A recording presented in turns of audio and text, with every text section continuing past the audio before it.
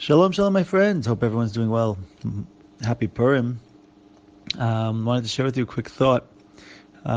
This idea, which I think I had before, came up to me again when I was listening to the Megillah last night.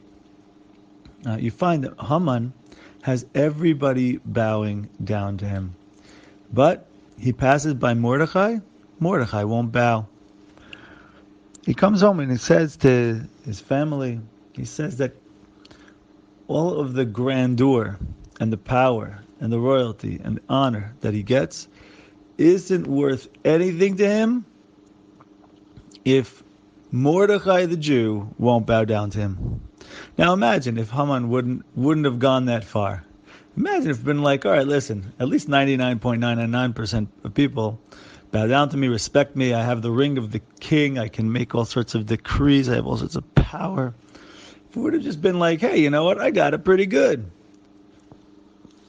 And, he would have probably been he would have been in a better place. He would have been, especially if he didn't want to go after the Jews, he probably would have lived a great life. But no, he had a serious case of perfectionism, right? And what does perfectionism mean? A lot of people think perfectionism means that everything has to be perfect. It's not just that everything has to be perfect. It's that everything needs to be perfectly the way you think it ought to be, or you think it should be, right?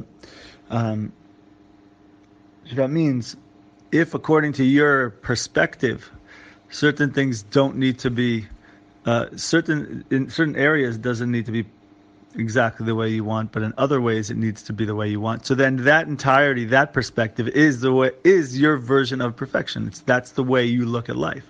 So then if you're not able to tolerate and contain when things are not the way you think they ought to be, so that's when you're falling into a place of perfectionism. I hope that made sense. I'm not sure if it did.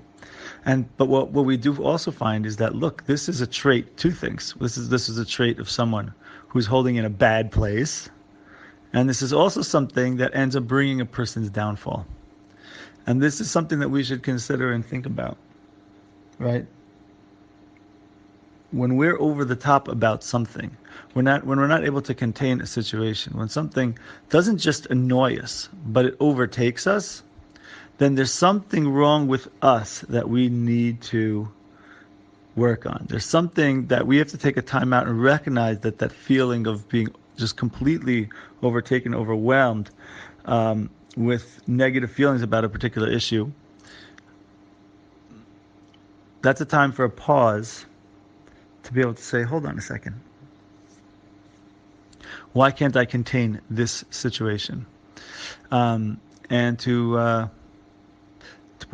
can I not tolerate this particular thing that's happening?